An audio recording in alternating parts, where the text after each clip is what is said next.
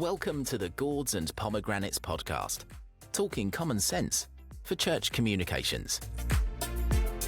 Here's Hannah and Joe.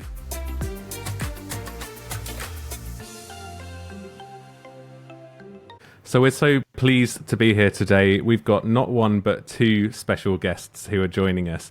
I'm not going to say too much about them right now because they're going to introduce themselves in a minute. But I want to recognise that Steve has come from Stewardship today, who, if you've been listening to the rest of the series, you'll know have kindly been sponsoring us for that.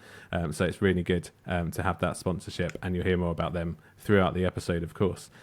So first of all, before we let you introduce yourselves properly, we're going to ask you some very intelligent questions to get you warmed up and get us to know just a little bit about you. So first of all, and I'll go to Steve first, what is your favourite biscuits? Oh, definitely chocolate digestives. A classic. Yeah. We haven't had that for a while. How about you, Naomi? I'm very keen on a Jaffa cake, if I'm allowed to have it, because I know there's a bit of controversy as to whether or not it's a cake or a biscuit.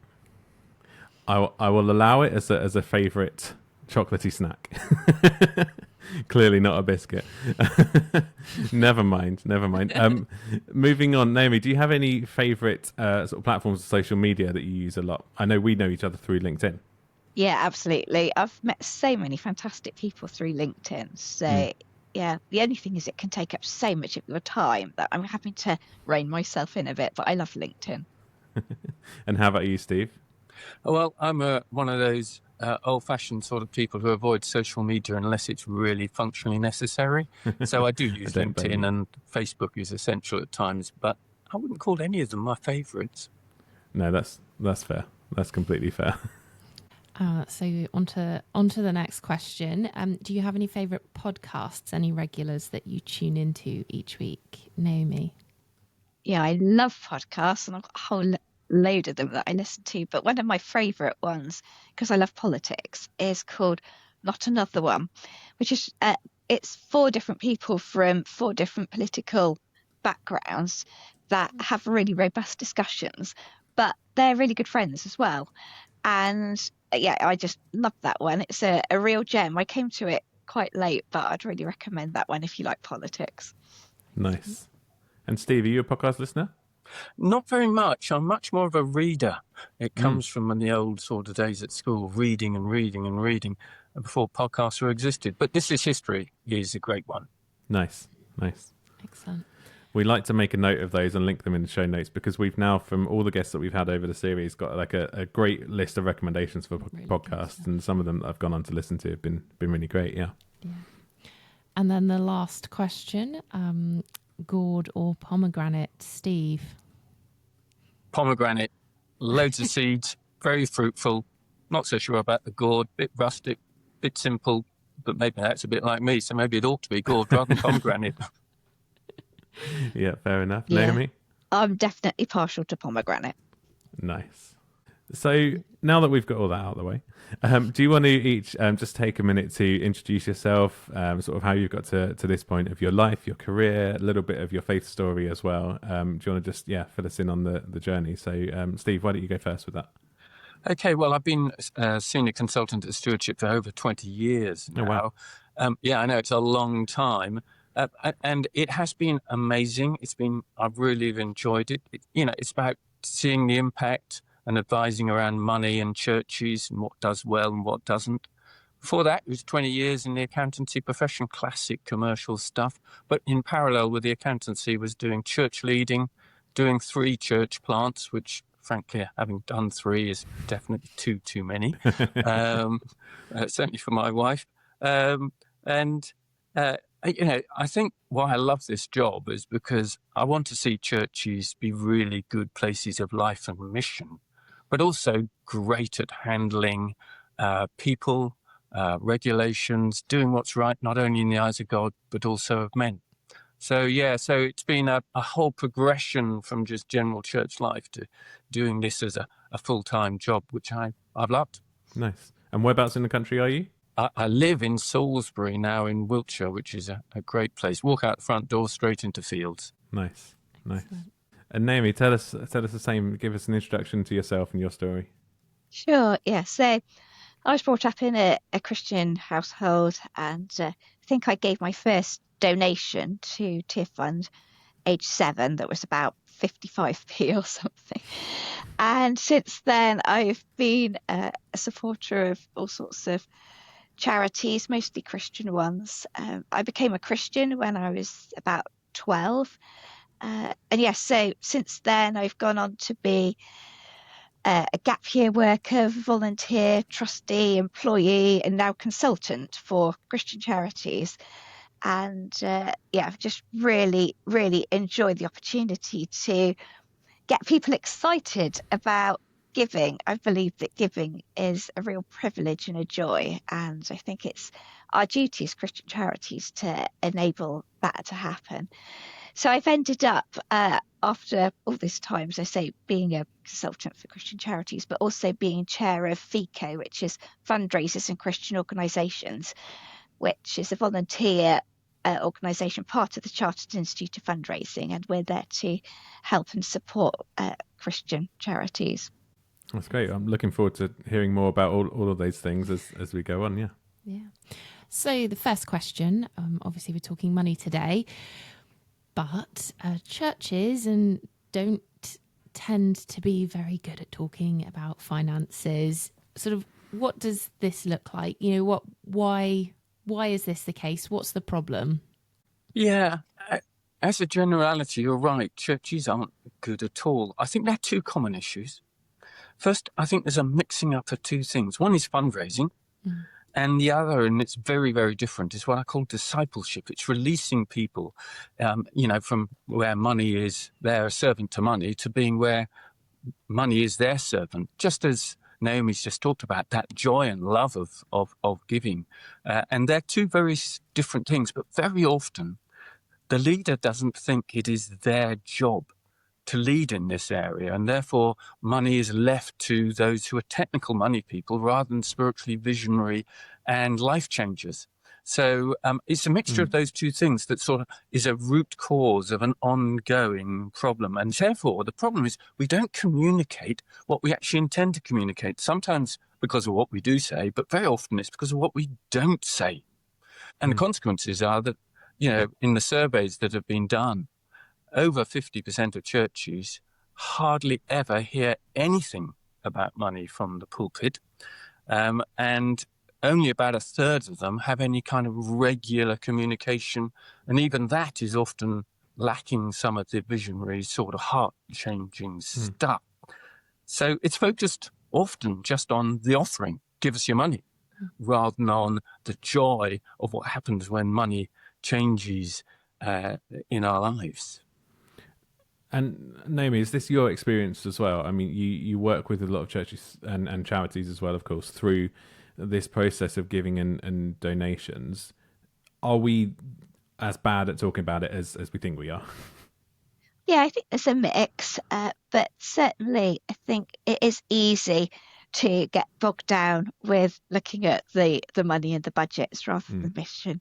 And it's all about communication. There was somebody who spoke once and said a phrase that I will never forget. And they challenged everybody. Do they have a mission-shaped budget or a budget-shaped mission? What's coming first? Do you work out what you need to do and then say, to do these amazing things, we need this much money, please support us? Or do you say, we think you lot are going to give us a maximum of so many thousand, and so therefore all we can afford to do is this. So what comes first? So I think if you can find the right person to share, doesn't necessarily have to be the treasurer, who might be picked for their cautious approach, rightly so. So just find the person that can really excite people about what the mission is and what you're trying to achieve. Yeah, and I think we'll touch a bit more on the practicalities of that, but that's such a hard balance, isn't it, of finding someone who's diligent, finding someone who is practically skilled in that role, but also in that diligence not being the cart that leads the horse. And yeah, I love that, the mission-shaped budget or budget-shaped mission, that's good. So why is it that we're so bad about talking about money, Steve? How do you think we've got to this point, and what do we need to change to improve? Yeah, I think the first thing is that leaders often don't believe that they've got a mission to do this. They somehow disqualify themselves from talking about money. So there's a whole aspect of why the leader who is teaching and leading and discipling and changing hearts in every area absents himself from this one. Sometimes it's because they don't feel they're any good at it. Often it isn't. But of course, that's just generally true in life. But it's also, I think, because so much is felt to be about giving to the church. And so the absence of that's uncomfortable. It's like singing for your own supper.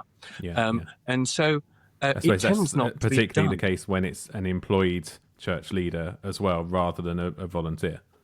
Yeah, but even when it's a volunteer, in a sense, it's often the person who's responsible. Yeah. But what you've got is this, you tend to end up with there being a jumble of bad asks linked to giving, and guilt tends to be the major motivator. And guilt is a lousy motivator. So what the little people do here about money is very crudely, the church needs money. And what we need is for you to give more of yours to us. Whereas the real message is the message of don't let money be your master. Let it be a servant. Enjoy the grace of God in giving. And that changes hearts and changes everything in the way that we approach money. And it also allows the church not to deal with it on a this is what we must need to have basis, but on a partnership with willing givers. Makes all the difference. Yeah, and that's much more of a positive phrasing, isn't it? Rather than the guilt and the negative of we've got a shortfall or we need it because we need it. It's this is what we're working towards. So to turn it into a positive, what might it look like for a church to be good with money? You know, are there any examples that we can look to? And when we've been talking ahead of recording this episode, we've also looked a little bit about the Apostle Paul and the approach to money and giving in the New Testament. So maybe could you unwrap that a little bit for us as well in terms of what does it look like for a church to be good at talking and thinking about money? I mean, it is really interesting because Paul devotes 2 chapters in 2 Corinthians to money, never using the word money once. It's nearly the most common word used is charis or charis, grace or gift. And it's also really interesting where he starts. He starts not with money, but with the Macedonian churches. And so you say, the Macedonian churches going back 2,000 years ago, they were with, as he said, severe trial, it talks about, and extreme poverty, but it welled up in rich generosity. Now, that's not an accountant's equation at all. Poverty and trial are not the sort of things that fundraisers, particularly accountancy fundraisers, would say, go to those people for loads of money. But what they did have is they had transformed hearts. And they wanted to partner with the Apostle Paul. And he talks in Philippians about the partnership of giving and receiving that there is, because they believed in him and they believed in what Jesus was doing in the world. And they were free, even though they were poor physically. They had a richness of mentality, which meant that they had an overwhelming generosity spirit, in a sense. And it's interesting because Paul talks in the next chapter about God loving hilarious givers. There's a joy in it. And so that's the first thing. There was a cultivation of a good attitude. And we talk a lot in stewardship about what we call AAA rated churches. Churches that have 3 things when dealing with money that all start with a good attitude, good accountability, and good administration. And those are the core things that enable a church and the people in it to be generous and handle money well. Yeah. And there's what you're saying about the giving out of poverty. It just reminds me back to the widow and giving everything she had, which is such a minute amount, but that attitude was right and the first thing. that's not to say it's not like an either or opposite ends of the spectrum where we then completely forget about administration and all of the stuff which needs to go on about it. But if you've not got that attitude, it doesn't matter how good your administration is. I think that's true. But if you have good attitude, and some churches have really good attitude and really bad administration, and what happens is you've got a pile of good money flowing into this bucket, which is full of leaks and holes, and it all leaks out again. And you don't want that, which is why we think that there is these three things that come together, which is attitude, accountability, feedback, on all sorts of ways, and internal accountability one to another, but also good administration. Really important to have the three together. No, I love that. So following on from this, Naomi, can you give us some examples of churches or even other Christian organisations that have really kind of got this, understanding good money management sort of within your experiences? Yeah, well, there was one church I came across that I thought really did get the whole thing about giving, and that was St John's Hayden Wick. So they did a couple of things that really struck me. So one was they would have a regular giving day, but they would get people really excited about it. And it was an annual event, and it really was an event in their church. And they managed to harness the power of community there. And they actually demonstrated generosity by allowing their vicar to use his time to record 3 15-minute sessions for the Church of England on a site that's actually available to anybody. So I'd really recommend that you go and watch those 3 sessions where he talks about stewardship in the local church. We'll put a link to that in the show notes. Sure, yeah, givingtraining.org. It's free to make an account. And the other thing that they did that I thought was lovely was they tried to make giving visible with the younger generation, because one of the issues of direct debits, wonderful invention, but they're invisible. You don't see them. And I was a bit shocked to realise just a few years ago, that my 2 teenage boys didn't really know what we gave or who we gave, or because how would they know? Because it was all on direct debits. It was just hidden. So what St John's did was they had something called the Jar of Grace, and they encouraged families to put some pennies into this jar that they would keep in the kitchen over the year, and to say thank you to God for things that happened in their families. And then at the end of the year, all of these jars would be brought by all of the families, and they would count all the money up and give it to charity. And it just started to help make that giving visible.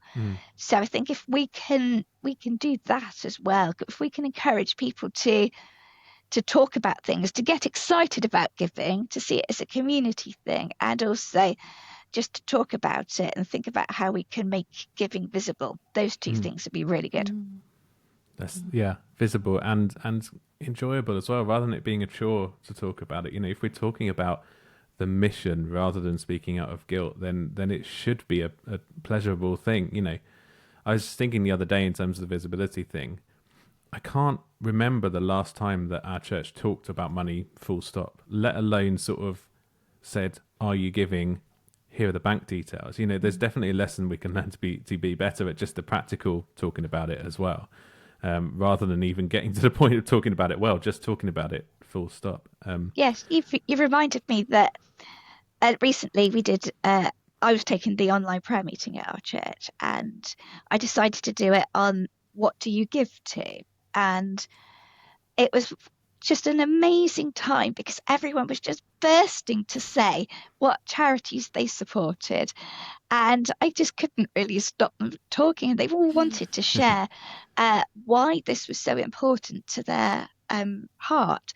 And it was really encouraging. It was so encouraging, even though they weren't charities necessarily that I supported. It was just hearing about all that giving and generosity, and I was thinking we should do this more in our church. Like, let's all share about what we love giving to and make it contagious. This isn't something that I've prepped either of you on, so it might be something that you you aren't clued up in.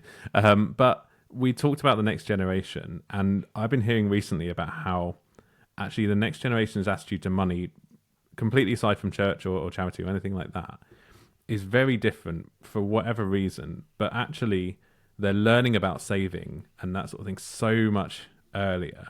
Have you noticed any trends in your roles with the younger generation and how they might be giving differently to others gone before them? It was very interesting seeing the Stewardship Generosity report that was released earlier this year. In a number of different ways. One, how much more generous those that are steeped, Christians who are steeped in a sense of commitment to the community of the church, and also understanding and being changed by the New Testament. And also the age profile, that the younger generation was actually giving more proportionately. Now, some of that might be because they've not yet hit their full responsibilities in terms of, mortgage payment and schooling and all that sort of thing, which is very real. But it was interesting. There is that greater depth of wanting to be radical, but also having learnt, looking at the elder generation, that having more liquid money around, having more accessible money, doesn't necessarily bring you any better quality of life. And so, there are indicators that the younger generation have got this more than the older generations, which was a surprise to me. Yeah, interesting. Yeah, and I think we do have to work out, how do we facilitate giving in a cashless society? Because a lot of children now probably don't have cash for their pocket money. They'll have little bank accounts. So, yeah, that's something that has opportunities, but it's also has challenges. And I think, just as an example, one thing that we're finding is that regular giving, if you can allow people to give regularly, not necessarily by direct debit, but also by Google Pay or Apple Pay, that can really improve the number of people that support. Now, whether or not that applies to churches so much, I don't know, but I think we just need to be aware of it, and to be realizing that we're now living in a subscription economy. So, how does that impact things? I do want to go back to something that Naomi was talking about before, which is, in a sense, a community aspect of giving. It's really interesting as we talk to church leaders about their struggles with giving and generosity, even the ones who are really good in talking about it and living it out. Some of this thing is about doing it as a community. And one of the joys of working at Stewardship is I work with an amazing diversity of types of churches. And churches that there's some cultures, particularly East and West African, Sub-Saharan Africa, where giving is a part of the worship which is done communally, and as is most of many things that they do is done communally, and we inspire each other. And Naomi talked about that, and I would say that again. There is an aspect of this is in how we do church life, of building a community of generous givers. And it's like a little bit of, you put the coals together and you get a big flame. And this is true in this area of life as much as in prayer or in worship or anything else. Yeah. Yeah, that's good. How do we bring that visibility in that community aspect, especially with the challenge of increasingly cashless society? Yeah, that's good. Yeah, and especially in a Christian culture of, let not your right hand know what your left hand is doing. Yeah. And we don't want to be the museum that has like a card machine by the door and almost as like it's optional, but it's not really, kind of entry fee to the church. You have to be so much more sensitive about it. Yeah.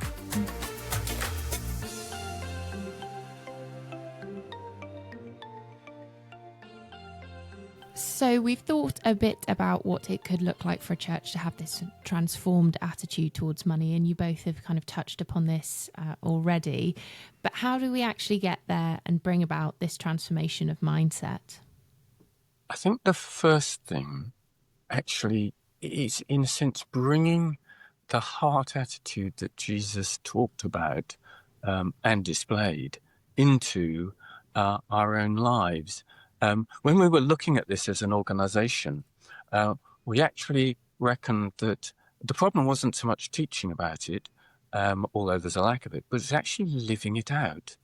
And it starts with those that are core leaders in the church, and them living it out, allowing the whole biblical understanding of money to change our hearts and the place of God in our money, as opposed to God in our hearts, as opposed to the place of money in our hearts, living it out, and then bringing that in and teaching that in and discipling across the church, that creates, as you talk about it and release people from the guilt of it, and you people understand some of the practical mechanics of it, how to deal with the debt they've got, and managing debt and budgets and things like that, that actually people are released. And that release, it's not only a practical release, but it's also an attitude, a change in attitude, which means that they are free to give beyond that which they previously thought. They give, in a sense, out of an intention rather than out of either obligation or a fear of a lack. So it is coming to those things of 2 Corinthians 8 and 9, but the wider New Testament understanding. And it is, again, the change of heart within that seems to be the starting point, and then there are things that follow on after that. And how can church leaders play a part in that? Because it strikes me as if I, as a church leader, wasn't great with budgeting, then it's very hard to be speaking into that area of someone's life when we're not good at talking about money anyway. So why is it that you think the church leader has a critical role to play in that? I think the church leader has a critical role because they are the key spiritual leader who, whether they, in a sense, like it or not, it is their words and actions, along with the team that they develop, that brings this in and leads others on. They are the first along the path that others alongside them follow. And also they tend to be the practically the main pulpit person and a key influencer on budgets. But it is, in a sense, that issue of spiritual leadership, as in any other area. So just as a church that doesn't have praying leaders won't pray well. So a church that has leaders that are tied up in money and fearful of it and feel they're useless at it, that tends to flow out into the church that they're leading. So it seems to me they can't delegate it. They can't say it's someone else's issue. They may not be brilliant technically, and that's totally understandable. But this isn't about technicalities. This is about learning to manage money, making it your servant rather than your master. So learning to budget, learning to avoid debt, manage debt, and where there are difficulties there, taking advice, being open. I think as well, there are some fantastic courses that are available to churches, and if the church leader is really behind it and can be inspirational, encouraging people to take part, they can also have a really, really valuable role there, because you can put these Bible studies or whatever on, but if people don't come and get involved, they won't get the benefit. And I know just how transformational they can be. They can, really, when you're talking to other people who have, money that they're able to give, it can really help to change their attitude from, for example, seeing tithing as an end point to seeing it as a starting point, because they're now released from seeing it as an obligation to actually, wow, what else could we do? And hearing stories from other people that have really taken steps in giving that have stretched them, and after that have really blessed them because they have stepped out in faith. Love that. So carrying on with these resources to give some really practical steps in bringing this transformation to how we act and communicate around money. Naomi, who's speaking into this that you could recommend? Well, I really appreciate the work that Stewardship have done in this, and the Stewardship Giving report, generosity report, really made us discuss a lot, and it had quite a lot of challenging results, some of which we were thinking, is this really true? But it was great because it made us dig into the data, particularly about young people giving and so on. Yeah. So, I'm really grateful to Stewardship for raising this whole area. And I've also really appreciated what Journey of Generosity have done. And I know they actually partner with Stewardship. So Journey of Generosity do one-day retreats where they allow you time to hear stories, really inspirational stories, but also to talk about giving in your own experience. And I think those can be transformational. And they have like a course that you can facilitate as well, don't they? I think that's right.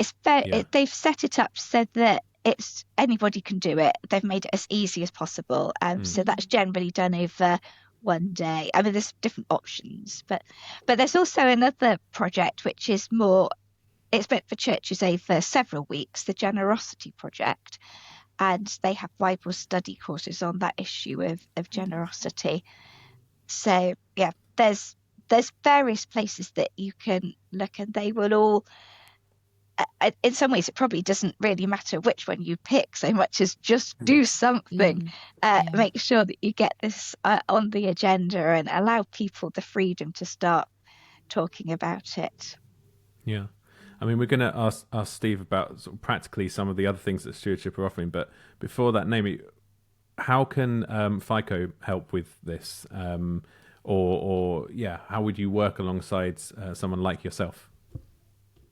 Well, we have various webinars that are free to attend monthly, and they will talk about different aspects of giving. And you can also just join us on LinkedIn and join the discussions. I think partly it's just talking about all of these things. So churches are very welcome to join us. It's just you create an account through the Chartered Institute of Fundraising, but that's free to do, and then you can get the newsletter. So we're here to support, and if people have got questions or suggestions as to what could be useful for them, let us know.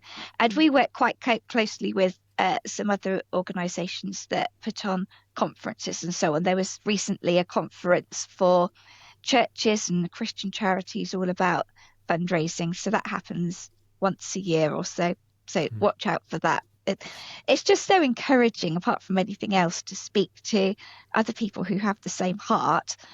And then you can take that back to your own church or your own charity because you've been inspired and enthused. And I think it's just really good to speak to other people that are excited about it. Yeah. And so to round us out, Steve, obviously we've mentioned the giving report, but I know that Stewardship provide loads of other services that it's, even in speaking with you ahead of this call, I've discovered more things which I thought I knew Stewardship fairly well, and actually there's loads of other things you do. So can you take us through some of those sort of practical resources that Stewardship's able to provide to churches? Yeah, I think that the first thing I think is actually make sure you get inculcated in what the Bible says about money. That is amazingly releasing. The stewardship stuff. We have quite a number of blogs and briefing papers that come out, and the blogs are talking about generosity. They're talking about what's happening in the world. They're talking about backgrounds to it, and they're talking about how you can do it yourself. And so this is partly motivational, but some of it's also about practical. So if, for example, if you're a small church, one of the things that Stewardship do is make giving easy. So, if you want online giving, but you don't have all those web resources, sign up for one of our giving accounts. church giving accounts. And so what it means is gift aid's done for you. The online bit's done for you. People can pay by debit card, credit card, direct debit, online, telephone, and so on and so on. So there's a lot of easy stuff there. But there's also stuff that, in the sense that makes the administration easy. But there's also stuff around what I talked about earlier, the leaky bucket. A lot of it's interesting to find that quite a lot of people don't give to their own church because they don't really have confidence in their church as an organization handling money. Will it be spent well? Will there be proper accountability? And they don't know. So we've got quite a lot of blogs and stuff around what I call the leaky bucket side of it. So there's a whole briefing paper on what we call AAA, the AAA rating. And then there are services that help churches which are not so good with money, even those that are good with money, to be better, like our consultancy helpline, our accounts examination service, and things like that just mean that there's a lot of input around how your organization is better administratively with money, but also you can understand about the sort of accountabilities that are needed. So it makes the bucket one where less leaky. So you're more intentional about making your church a good place to give to, as well as making those that give to your church more motivated generally and having a better heart. That's so good. Like, there's so many things, and we've only touched on today that, the changes to the attitude, the things we can do to bring that mindset shift about, and obviously some of the practical things. But Naomi, Steve, thank you so much for your time. Thank you for joining us today. It's been really great. It's been a pleasure. So you might have heard, unfortunately, we had some tech issues right at the end there, but that was obviously a really great episode, if I don't mind saying so myself. We had a great chat there, and we want to say a huge thank you to both Steve and Naomi for their insights into how we can think about money better and to shift our mindset around finances and giving. Yeah, definitely. And of course, we want to say once again a massive, massive thank you to Stewardship for sponsoring this series of Gourds and Pomegranates. Yeah, so we'll be back next week to think all about admin as we speak to the founder of a church management system and tool called Church Suite. So we will see you then.